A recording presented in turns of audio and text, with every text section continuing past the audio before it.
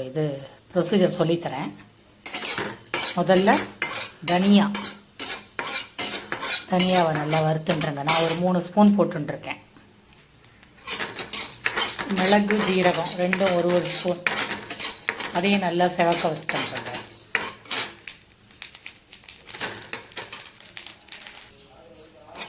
இது வேப்பம்பூ காய வச்சது. இப்போ நிறைய கிடைக்கும், அதனால் நீங்கள் உடம்புக்கும் நல்லது. அதையும் கொஞ்சம் வறுத்துட்டுருங்க. மிளகா வறுத்தல் காரத்துக்கு எல்லாத்தையும் வறுக்கணும்.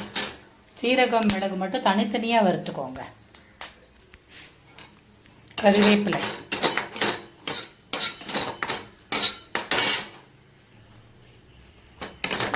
பெருங்காயம், உப்பு. இப்போ இதெல்லாம் வந்து நல்லா நைஸாக அரைச்சிக்கணும். அரைச்சுட்டா வெங்காயப்பொடி. அவ்வளோதான், நைஸாக அரைச்சுட்டேன். இதில் வந்து நல்லா சூடாக சாதத்தில் கொஞ்சம் நெய்யை விட்டுண்டு இதை போட்டு பசஞ்சு சாப்பிட்டா உடம்புக்கும் நல்லது, ஒரு சேஞ்சாகவும் இருக்கும்.